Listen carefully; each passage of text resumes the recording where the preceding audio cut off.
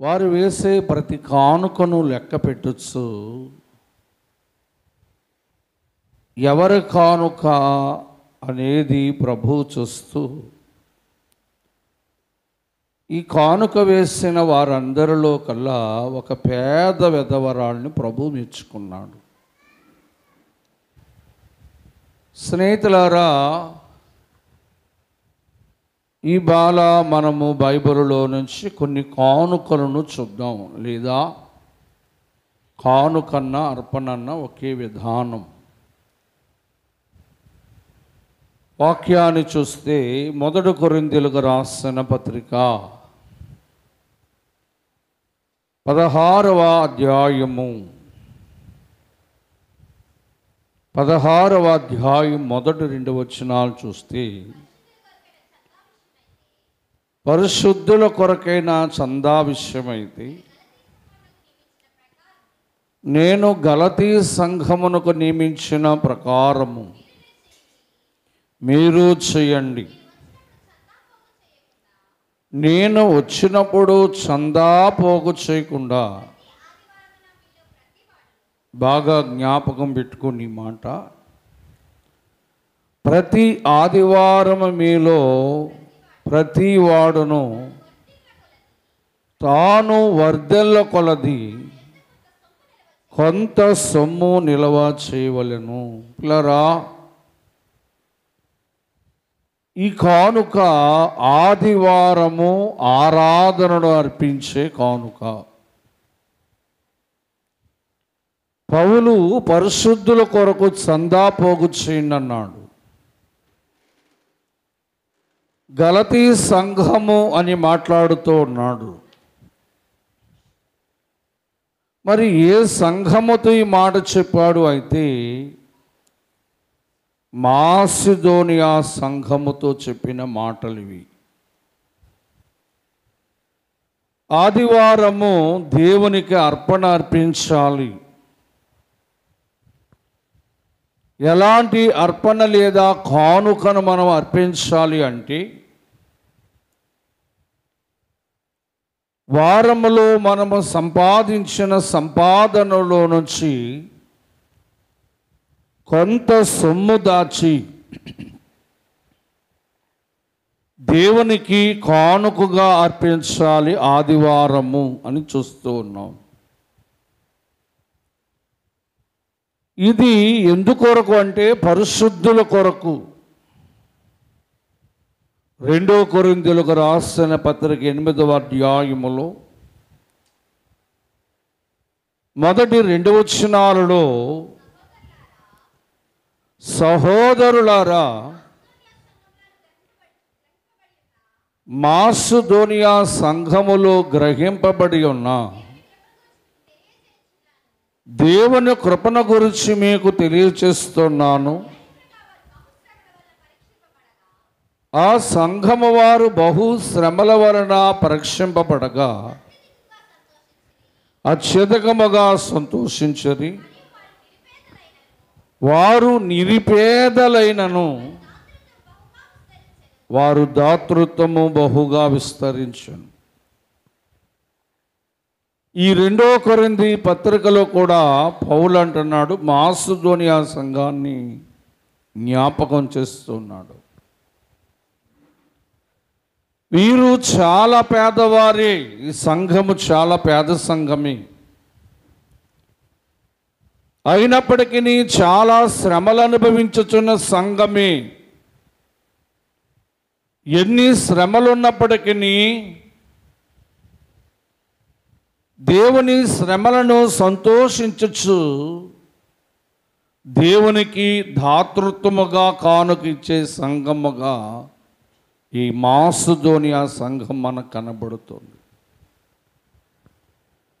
దేవుని పిల్లలారా, ఆదివారము చందా లేదా కానుకర్పణ, ఇది మనము దేవునికి ఎలా అర్పించాలి అంటే, మనము వర్ధిల్లు కొలది. ఇవాళ ఆదివారపు చందా వేస్తే దేవునికి దశంభాగమేము, దశమ భాగం ఇస్తే ఆదివారపు చందా వేయము, ఆదివారపు కానుక వేరే, దశమ భాగం అనేది వేరే. కానీ కొందరు ఆదివారపు చందాలోనే దశమ భాగంగా వేసిస్తూ ఉంటారు. గనుక ఆరాధన సంబంధమైన కానుక మనము వర్ధెల్లు కొలది ఆదివారము దేవునికి కానుక అర్పించాలి. కొందరు దేవునికి ఆదివారం ఒక 10, 20 తీసి దేవునికి కానుకగా అర్పిస్తూ ఉంటారు. అంటే ఈ వారము లేదా ఈ నెలలో దేవుడు నిన్ను ఇంతే వర్ధెల్ల చేశాడా, దేవుడు నీకు ఇంతే సొమ్మిచ్చాడా, నీవు దేవునికి ఇచ్చే విషయంలో వర్ధెల్లు కొలది దేవునికి కానుక అర్పించాలి. ఎప్పుడు కానుక ఇది అంటే ఆదివారపు ఆరాధన సంబంధమైన కానుక. ఇక రెండోది మనం చూస్తే, స్నేహితులారా, లూకాసు సువార్త లేదా మార్కు సువార్త చూద్దాం. మార్కు సువార్త 1వ అధ్యాయము మనము 40 నుంచి కొన్ని మాటలు మనం చూద్దాం. ఒక కుష్ఠరోగి ఆయన యొద్దకు వచ్చి ఆయన ఎదుట మోకరించి, నీకు ఇష్టమైతే నన్ను శుద్ధినిగా చేయమని అనెను. ఆయనను వేడుకొనగా ఆయన కనికారపడి చేయి చాపి, నాకు ఇష్టమే, నువ్వు శుద్ధుడవ కమ్మని వానితో చెప్పాను. కుష్ఠరోగ వానిని విడిచిపోయెను గనుక అతడు శుద్ధుడాయను. కానీ నీవు వెళ్ళి సాక్షార్థమై నీ దేహమును యాజకును కనపరుచుకొని నీవు శుద్ధుడవైనందుకు మోషే నియమించిన కానుకను సమర్పించుమని వానికి ఖండితముగా ఆజ్ఞాపించి వెంటనే వానిని పంపివేసాను. యేసు ప్రభువారు ఇక్కడ ఒక ఖండితమైన కానుక కొరకు చెప్పాడు. చాలా ఖండితముగా ఆజ్ఞాపించాడంట. ఒక మనుష్యుడు బాగుపడ్డాడు. తన వ్యాధి, కుష్టి వ్యాధి గల రోగము నుంచి బాగుపడ్డాడు. యేసు ప్రభు స్వయంగా చెప్పిన మాట ఏంటంటే, నీవు దేవుని మందిరానికి వెళ్ళు, నీవు దేవుని మందిరానికి వెళ్ళి సాక్ష్యం చెప్పు. ఎవరిని ఏం చెప్పాలి? సాక్ష్యం చెప్పాలి. సాక్ష్యము చెప్పి నీవు మోషేని మించిన కానుక సమర్పించు అన్నాడు. దేవుని బిడ్డలారా, దేవుడు మనకు చేసిన మేలును బట్టి, దేవుడు మనకిచ్చిన ఆరోగ్యమును బట్టి, దేవుడు మనకు తప్పించిన ఆపదను బట్టి మనము సాక్ష్యము చెప్పి దేవునికి కానుక అర్పించాలి. దేవుని పిల్లారా, ఈ కానుక దేవుడు ఖచ్చితంగా ఆజ్ఞాపించి నువ్వు సాక్ష్యం చెప్పినప్పుడు కానుక వేయాలి అని చెప్పాడు. మరి కానుక అనేది ఇది ఒక మేలు పొందిన వారు దేవునికి సాక్ష్యము చెప్పి సాక్ష్యపు కానుక చెల్లించుట. చాలామంది ఏం చెప్పరు దేవుని కంటే? సాక్ష్యం చెప్పరు. ఒకవేళ సాక్ష్యం చెప్పినా ఆ సాక్ష్యం చెప్పి ఒక 10, 20 కానుక ఇస్తూ ఉంటారు. దేవుడు నిన్ను తప్పించిన ఆపద చిన్నదా? దేవుడు నీవు అనుకునే కోరిక తీర్చేది చిన్నదా? నువ్వు సాక్ష్యం చెప్పా మంచిదే. దేవుడు నీకు చేసిన ఆ మేలును బట్టి నీవు చేసిన సాక్ష్యము చెప్పి దేవునికి శ్రేష్టమైన కానుకను అర్పించాలి.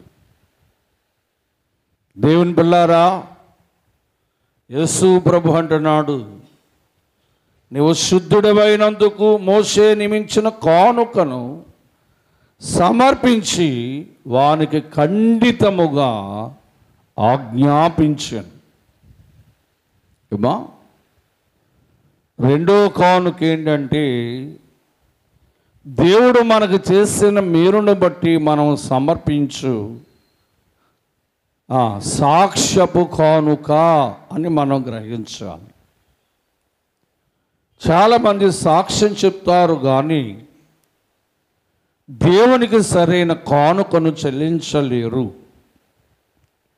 ఇక మూడవ కానుకను మనం చూద్దాం. లేమీకాండము 27వ అధ్యాయము 27వ అధ్యాయము 2వ వచనాన్ని మనం చూద్దాం. నీవు ఇశ్రాయేలులతో ఇట్టనుము, ఒకరు మ్రొక్కుబడి చేసిన ఎడల నిర్ణయించిన వెల చొప్పున. ఇది మ్రొక్కుబడి సంబంధించిన కానుక. స్నేహితులారా, కొందరు దేవునికి కొన్ని మ్రొక్కుబడులు మ్రొక్కుతూ ఉంటారు. ఇక్కడ వాక్యములో ద్వితీయోపదేశకాండం 23, 21 నుంచి 23 వచనాలు చూస్తే, నీ దేవుడిని యెహోవాకు నీవు మ్రొక్కుకొని ఆ మ్రొక్కుబడి చెల్లించుటకు నీవు తాడవు చేయక, మ్రొక్కుకున్న మ్రొక్కుబడి ఆలస్యం చేయకూడదు. నువ్వు దేవుని మందిరంలో అగ్గిపుల్ల ఇస్తానన్నా, దేవుని మందిరములో ఒక చిన్న పాత్ర ఇస్తానన్నా, లేదా దేవుని మందిరానికి చక్కనైన రంగులు వేస్తానన్నా, దేవుని మందిరములో నేను కానుకిస్తానని మ్రొక్కుకున్నా, ఆ మ్రొక్కుబడిని ఆలస్యం చేయకూడదు. అలాగున ఆలస్యము చేస్తే అదే నీకు పాపం. కొందరు అనుకుంటారు, మ్రొక్కుకున్న మొక్కుబడి తీర్చకపోతే ఏమవుతుందిలే అనుకుంటారు. ఇక్కడ దేవుని వాక్యములు అంటున్నాడు, నీ పెదవుల నుండి బయలుదేరిన 23వ వచనం, నీ పెదవుల నుండి బయలుదేరిన మాటను నెరవేర్చాలి.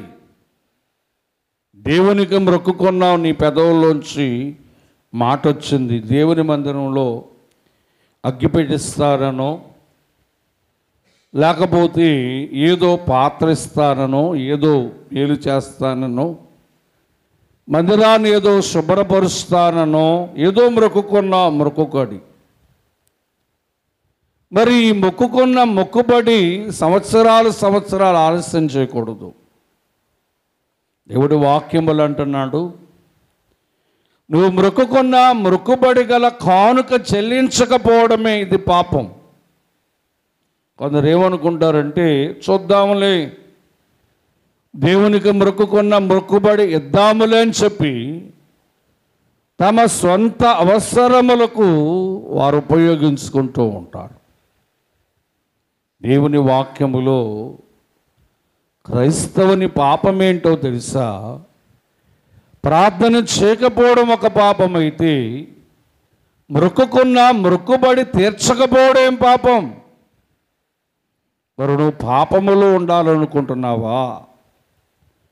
కొందరు అంటారు దేవుడికి మేలు చేస్తే మా గృహం దగ్గర ప్రార్థన పెట్టించుకుంటాను అని మొక్కుకుంటాను. దేవుడికి మేలు చేస్తే మందిరములో ఈ పలహారాన్ని పంచిపెడతానని మొక్కుకుంటారు. దేవుడికి మేలు చేస్తే మందిరానికి కానుకిస్తాను అని మొక్కుకుంటారు. ఆ మొక్కుకున్న మొక్కుబడి అనే కానుక ఆలస్యం చేయకూడదు. దేవుని పిల్లారా, తడవ చేయకూడదు.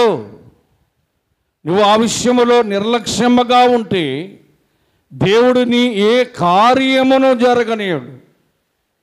నీ మొక్కుకున్న మొక్కుబడి ఆయన ఎలా తీర్చుకోవాలో ఆయనకు తెలుసు. కనుక అన్న ఒకరోజు మొక్కుకుంది. చూద్దాం, 1 సమూయేలు గ్రంథం 1వ అధ్యాయం 11వ వచనములో, దేవా నీవు నాకు మగబిడ్డని ఇచ్చినట్టయితే, ఇక్కడ ఒక మాట ఉంటుంది కింద, వాని మీద చవరపు కత్తి అన్నడు రానియక వాడు బ్రతుకు దినములన్నిటను దేవా నీకు నా బిడ్డను అర్పిస్తునని మొక్కుబడి చేసుకున్నాను. అన్నాకు పిల్లలు లేరు. పిల్లలు లేకపోతే ప్రార్థన చేస్తుంది, దేవా నాకు ఒక పిల్లవాడిని ఇస్తే ఆ పిల్లవాడిని నీకు సేవకిస్తారని మొక్కుకుంది. మొక్కుకున్న మొక్కుబడి కొరకంటుందయ్యా, తాను బ్రతికినంత కాలము కూడా తల మీద చౌరపు కత్తి రాకుండా ఆ బిడ్డను నీకు ఇస్తానని మొక్కుకుంది. పిల్లలు లేరు కదా అన్నాకు. సరే, దేవుడు ఆమెను జ్ఞాపకం చేసుకొని ఒక మగబిడ్డనిచ్చాడు. మరి పిల్లలు లేరు కదా, ఉంచేసుకోవచ్చు కదా పిల్లవాడిని. కానీ ఆమె అలా చేయలే. 21వ వచనమును చూస్తే, అదే అధ్యాయము, ఎల్కానా అతని ఇంటి వారందరూ మొక్కుబడిని చెల్లించుటకు, దేవుని పిల్లారా, ఏ మాటనైతే మొక్కుకుందో అన్నా ఆ మాట నెరవేర్చింది. అన్నాకు ఒక మగబిడ్డ పుడితే దేవునికి ఇస్తాను అని మొక్కుకుంది. దేవుడు అలాగనే ఆమెకు మగబిడ్డనిచ్చాడు. అయ్యో, నా బిడ్డను నా దగ్గర దాచుకుందా, దేవునికి ఇచ్చేస్తే ఎలాగా అని ఆలోచన చేయలేదు. ఆమె పుట్టిన మగబిడ్డ పాలు తాగడం విడవగాని ఆ బిడ్డను తీసుకొచ్చి దేవునికి అర్పించింది. మరి నువ్వు మొక్కుకున్న మొక్కుబడి తీర్చావా? ఎంతకాలమైంది? ఎన్నేళ్ళయింది? ఎన్ని మాసాలైంది దేవునికి నువ్వు మాట ఇచ్చి మొక్కుకొని? ఒకరోజు లెక్క అప్పగించవలసి వస్తుంది.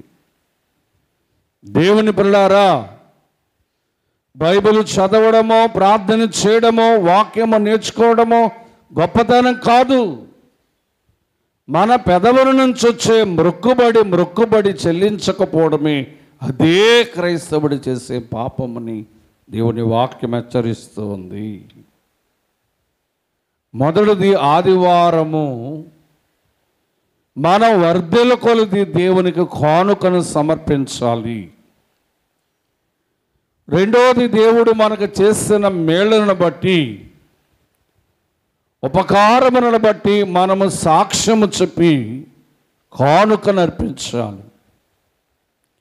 ఇక మూడోది, మనం మొక్కుకున్న మొక్కుబడులను దేవునికి కానుకగా సమర్పించాలి. దేవుని బిడ్డలారా, దేవుని వాక్యములో మనం చూస్తే 116వ దావీదు కీర్తన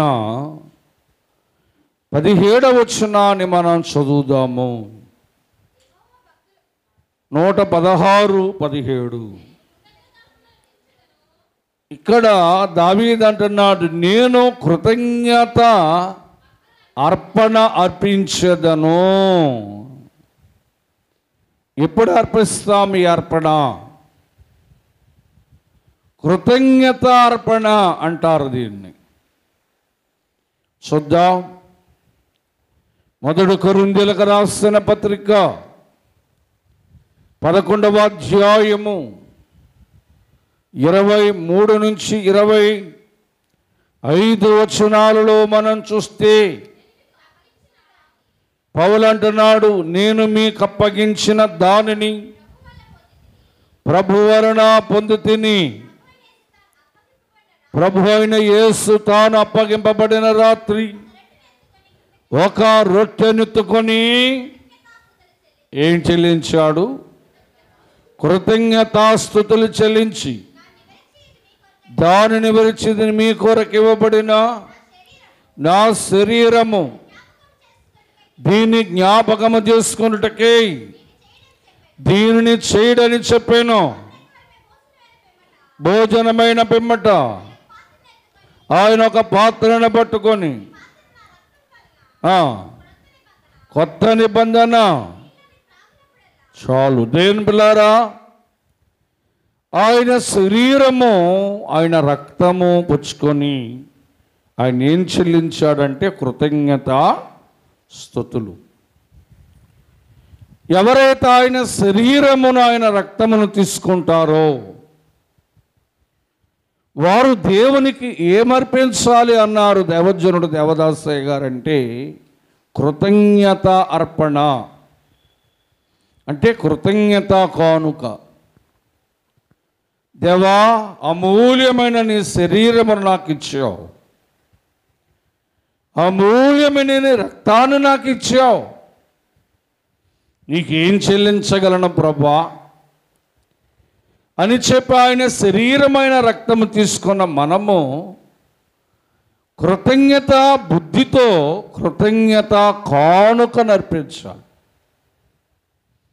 ఏమ్మా, ఆయన శరీరం తీసుకొని కొందరు, ఆయన రక్తాన్ని పుచ్చుకొని కొందరు, కృతజ్ఞత కానుకే వేరు. ఒకవేళ ఈసారి చూద్దాం. యేసు ప్రభు యొక్క శరీరమేమో ఒక 5 రూపాయలు, ఆయన రక్తమేమో ఒక 5 రూపాయలు, 10 రూపాయలు కృతజ్ఞత కానుక వేస్తారు. కొందరు దేవుని పట్ల కృతజ్ఞత బుద్ధి ఉండదు. ఆయన శరీరం మనల్ని బలపరిచేది, ఆయన శరీర రక్తాలు మనల్ని అంచెదినముల్లోంచి లేపేది. ఇది దేవదూతలు భుజించే ఆహారమున కంటే శ్రేష్టమైన ఆహారం. అలాంటి శరీర రక్తాలు తీసుకొని ఓ 10వ పరక వేయడానికి వారికి సిగ్గు ఉండదు, మనస్సాక్షి కూడా ఉండదు. నీవు ఎంత ఇచ్చినా ఆయన శరీర రక్తములకు మనం విలువ కట్టలేం. దేవుని పిల్లారా, గనుక దావీదు అన్న కృతజ్ఞతార్పణ ఎప్పుడు అంటే ప్రభుభోజన సంస్కారము తీసుకొని, ప్రభుభోజన సంస్కారము దేవుడు నాకు ఇచ్చాడు అనే కృతజ్ఞతా బుద్ధితో కృతజ్ఞతా కానుక సమర్పించాలి. ఎంత చెప్పండి, ఏమ్మా, చేతిలో ముడుచు పదేస్తూ ఉంటారు, అదే కృతజ్ఞత కానుక అనుకుంటూ ఉంటారు. దేవుని పిల్లారా, మనమిచ్చే ప్రతి కానుకను దేవుడు లెక్క చూస్తూ ఉన్నాడు. ఆ పేద విధవరాలు కానుక వేస్తే కానుక చూచాడు, కానుక పెట్టెలో వేస్తున్న వారిని చూచాడు. దేవుని పిల్లారా, కానుక లెక్క పెట్టాడు. ఎవరు దేవునికి మనస్ఫూర్తిగా కానుకను అర్పించారో వారిని దేవుడు మెచ్చుకున్నాడు కూడా. నిజమే. దేవుని వాక్యములో ఇది 4వ అర్పణ లేదా 4వ కానుక. 1 దేవుని పిల్లారా, ఆదివారము దేవుని సన్నిధిలో అర్పించే కానుక. 2 ప్రభువు మనకి చేసిన మేలును బట్టి దేవునికి అర్పించే సాక్ష్యపు కానుక. ఇక 3 మనం మొక్కుకొని మొక్కుబడిగా చెల్లించే మొక్కుబడి కానుక. 4 ఆయన శరీరమును ఆయన రక్తమును తీసుకొని కృతజ్ఞత కానుక నర్పించవలసిన వారమే ఉన్నాం. ఇక 5వది ఏంటి అంటే చూద్దాం. లేమీ కాండము 27వ అధ్యాయం 27వ అధ్యాయం 30 వచనాన్ని చూద్దాం. భూధాన్యములోనేమి మా వృక్ష ఫలములలోనేమి భూఫలములన్నిటిలో 10వ భాగము దేవుని సొమ్ము. దేవుని స్తోత్రం. కాబట్టి ఈ 10వ భాగం అనేది దేవునికి ఇచ్చే సొమ్ముగా కానుకగా భావించాలి. ఏమ్మా అయ్యా ఎవరు చెప్పారు 10వ భాగం ఏమని అంటారు. మీ అందరికీ దేవుడు ఎవరు? ఏమంటే వేరొక దేవుడు ఏమైనా ఉన్నాడా మీకేంటి? చెప్పండి, నోరిపు చెప్పండి. ఎవరు మీ దేవుడు? నాకైతే యేసు ప్రభువారు.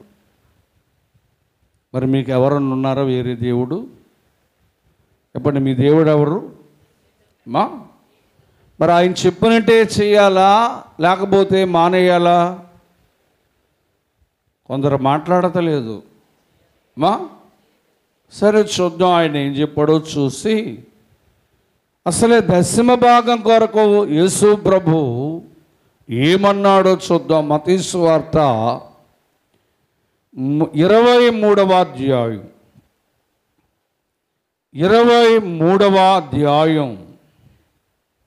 23వ వచనం. అయ్యో వేషధారులైన శాస్త్రులారా, పరిసయ్యులారా, మీరు ఖుదానాలోను సోపులోను జిరకలలోను 10వ వంతు అంటే 10వ భాగమును చెల్లించుచున్నారు. ధర్మశాస్త్రములో ప్రధానమైన విషయము అనగా న్యాయమును, కనికారమును, విశ్వాసమును విడిచిపెట్టి ఏటిని మానకూడదు? వీటిని మానకూడదు. ఏం మానకూడదు? బైబిల్లో ఉన్నాయి మీకు లేవా? చెప్పండి, ఏం మానకూడదు? 10వ భాగం ఇయ్యక మానక వీటిని కూడా చేయవలసి ఉన్నది. అంటే మీరు దేవునికి ఇచ్చే 10వ భాగము ఇచ్చుట మానక అన్నాడు. వాటితో పాటు మనం ఏం చేయాలంటే న్యాయము, కనికారము, విశ్వాసమును కూడా చేయండి. మీరు ఇది మానకూడదు, అది మానకూడదు. 10వ భాగం అంటే 500, 10వ భాగం అంటే 1000 రూపాయలా, 10వ భాగం అంటే 300? నాకు తెలియక అడుగుతున్నాను మిమ్మల్ని. అత్తయ్య గారు ఒకటే అన్నారు, 10వ భాగము యథార్థముగా ఇచ్చిన వారి దిశ తిరిగిపోద్ది అన్నారు. 10వ భాగము దేవునికి ఇచ్చిన వాడు దారిద్రము పోయి ధనవంతుడు కాగలరన్నాడు. కొందరంటారు, ఏమా 10వ భాగము అంటే ఇంట్లో ఇబ్బందిగా ఉందని తీయట్లేదండి, ఇంట్లో కష్టంగా ఉందని 10వ భాగం వాడేసానండి. దేవుడు సొమ్ము తింటే నిన్ను దేవుడు ఏమన్నాడు తెలుసా? మలాకీ గ్రంథం 3:8 అన్నాడు, దొంగ అన్నాడు. దేవునికి 10వ భాగం ఇవ్వకుండా దేవుని సొమ్ము దొంగిలించి దిగమింగే వారిని దొంగ అన్నాడు. దొంగలకు పరలోక రాజ్యం ఇస్తాడా? నెలకేమో 10,000 జీతం తెచ్చుకుంటున్నావు, కానీ అందులో 100 రూపాయలే 10వ భాగం వేస్తావు. వారం వారం సొమ్ము తెచ్చుకుంటావు, ఏదో 200 300 దశమ భాగం వేస్తావు. అందుకే నీ దారిద్ర్యం ఇంకా పోవడలే. దేవుని పిల్లారా, ప్రార్థన, విశ్వాసముల, భక్తిలో యథార్థత కాదు, దేవునికి కానుక దశమ భాగం ఇచ్చుటలో యథార్థ భక్తిని చూపించాలి. యేసు ప్రభు అన్నాడు, దశమ భాగం ఇవ్వడం మానక అన్నాడు. ఏంటడా, జీలకర్ర శోభలోనూ మీరు దేవునికి దశమ భాగం ఇస్తూ ఉన్నారు, దానిని మానక దీనిని చెయ్యండి.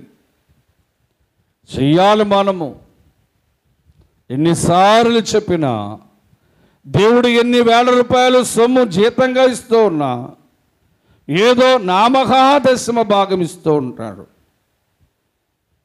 ఏమా, దేవుడు ఒకరోజు లెక్క అడుగుతాడు నిన్ను. నీ ఇంటికున్న దారిద్ర్యం పోవాలంటే, నీ కుటుంబంలో ఉన్న ఇబ్బంది పోవాలంటే యథార్థమైన దశమ భాగము దేవునికి ఇస్తే, మలాకి 3:10 అంటాడు, ఆకాశవాకిండను విప్పి పట్టజారనంత విస్తారమైన దీవెన నీకు ఇస్తాను. కానుక వలన దీవెన. కొందరు సాక్ష్యం చెప్తూ దశమ భాగం కానుక ఎత్తుంటారు. అందులో ఏమండి, సాక్ష్యం కానుకే. కొందరు సాక్ష్యం చెప్పి ఆ కానుక తీసుకొచ్చి దశమ భాగము కానుక ఇస్తూ ఉంటారు. ఆదివారపు కానుక మానివేసి దశమ భాగం వేస్తూ ఉంటారు. మొన్న కలవచల్లో ఇది దేవుని కానుక, దీన్ని మానకూడదు. ఎన్ని ఇబ్బందులు వచ్చినా, ఎన్ని కష్టములు వచ్చినా దీనిని మానక మనం చేయాలి. ఇది దేవుని మాట, మన ప్రభువు మాట. ప్రార్థన చేయండి అన్నది ఆయన మాటే, వాక్యం చదవండి అన్నది ఆయన మాటే, దశమ భాగం ఇవ్వండి అని చెప్పింది ఆయన మాటే. ఆయన మాట మనం పాటించాలి. అది మంచి విధానం. ఇక మరొక మాటను చూస్తే చూడండి, రోమాపత్రిక 15వ అధ్యాయం 26వ వచనాన్ని మనం చూద్దాం. ఏలయనగా యెరూషలేములో ఉన్న పరిశుద్ధులలో పేదలైన వారి నిమిత్తము మాసిదోనియా వారును కొంత సొమ్ము చందా వేసి ఇష్టపడిరి. ఇది పేదలకు ఇచ్చే కానుక. కొందరు చాలా తెలివిగా దశమ భాగం నుంచి కొందరు పేదలకు ఇస్తారు. సొమ్ములో 10 రూపాయలు దేవునికి ఇస్తే దశమ భాగంగా ఇంకా 90 రూపాయలు నీకు ఉంది. ఆ 90 రూపాయల్లో కొంత సొమ్మైనా పేదలకు ఇవ్వాలి. పేదల కొరకు కానుకగా మనం ఇవ్వాలి. ఇది కూడా ప్రభువు చెప్తున్నాడు పౌలు ద్వారా రోమా సంఘానికి. పేదలైన వారికి మీరు కొంత సొమ్ము కానుకగా ఇవ్వండి, కానుకగా అర్పించండి అన్నాడు. దేవునికి లూకాసు వార్త 20వ అధ్యాయము 25వ వచనాన్ని చూస్తే యేసు ప్రభువారు అన్న మాట చదువుతాం. అందుకైన అలాగైతే కైసరుకును దేవునిది దేవునికి ఇవ్వాలి. దేవునికి ఇవ్వలసిన కానుక తీసుకొచ్చి, దేవునికి ఇవ్వలసిన దశమ భాగం తీసుకొచ్చి, దేవునికి ఇవ్వలసిన సాక్ష్యపు కానుక తీసుకొచ్చి పేదలకు ఇవ్వకూడదు. కొందరు ఏదో తెలివైన వారు అనుకుంటారు. దేవుని పిల్లారా, దేవుని సొమ్ము దేవునికి ఇవ్వాలి. నీకున్న సొమ్ములో కొంత దాచి ఆయా పేదలైన వారికి ఆహారమును, ఆయా పేదలైన వారికి వస్త్రమును, ఆయా పేదలైన వారి అవసరతలు అక్కర తీర్చుటకును కొంత సొమ్ము మనము కానుకగా అర్పించాలి. ఇక చివరి కానుక ఏంటంటే, వాక్యములు అంటున్నాడు, మొదటి దినవృత్తాంతములు 29వ అధ్యాయం 3వ వచనాన్ని చదువుకుందాం. 29వ అధ్యాయము. దావీదు గారకట దేవుని మందిరము మీద కలిగిన మక్కువ చేత ఆ ప్రతిష్ఠితమైన మందిరము నిమిత్తము నేను సంపాదించిన వస్తువుల కాక నా సొంత బంగారమును వెండిని పిల్లరా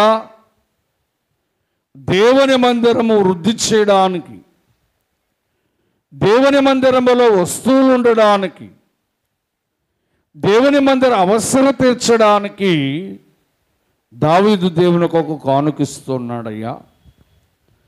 నేను సంపాదించిన సంపాదన కాక నా దేవునికి బంగారం వెండి ఇత్తడి ఇచ్చాను. నా దేవుని మందిరం పైన ఉన్న మక్కువ. ఏమండి, మరి దేవుని మందిరానికి ఏమిచ్చావు? పని నిమిత్తము కూడా దేవుని మందిరానికి ఇచ్చేవారిగా ఉండాలి. ఇక్కడ దినవృత్తాంతములు 29:5 అంటాడు, ఈ దినమున యెహోవా కంటే దేవునికి ప్రతిష్ఠితముగా. దేవుని స్తోత్రం, దేవుని స్తోత్రం. దేవునికి ఇచ్చేవారు మీలో ఎవరైనా ఉన్నారా అని అడిగాడు. ఆశీర్వాదం ఇచ్చేవాడై ఉన్నాడు. కనుక దైవజనుడు దేవదాసయ్య గారు ఈ ఫిబ్రవరి నెలలో కానుక పండుగ చేయమన్నారు. కనుక ఏమో ఈ కానుకను బట్టి ఆశీర్వాదం పొందుకుంటామో, దేవుని మందిరములో ఏ వస్తువిచ్చుడు ద్వారా ఈ ఆశీర్వాదం పొందుకుంటామో, ఏ మొక్కుబడి తీర్చుడు ద్వారా ఈ ఆశీర్వాదం పొందుకుంటామో, దైవజనుడు దేవదాసయ్య గారు ఏం చెప్పినా దాని వెనకాల ఒక మర్మము దాగి ఉంటుంది. కనుక ఈ మార్కు సువార్త 12వ అధ్యాయం మనం చూస్తే యేసు ప్రభు వారు ఎక్కడ కూర్చున్నాడు అంటే, కానుక బిడ్డ దగ్గర కూర్చొని కానుక వేయుట చూచాను. చూడడమే కాదు, ఆ కానుక లెక్క పెట్టాను. ఆ కానుక వేసిన వారిని ప్రభుయే మెచ్చుకునేను. కనుక మనం ఈ దినము దేవునికి అర్పించే కానుకను దేవుడు చూస్తూ ఉన్నాడు, దేవుడు లెక్క పెడుతూ ఉన్నాడు. దేవుడు నువ్వు ఇచ్చే మనస్ఫూర్తిగా కానుకను ఆయన మెచ్చుకునే కానుకగాను, ఆయనకి ఇష్టమైన కానుకగాను మనం సమర్పించాలి. మాటలు ప్రభువు దీవించునుగాక. నీ ధనమో నీ ఘనమో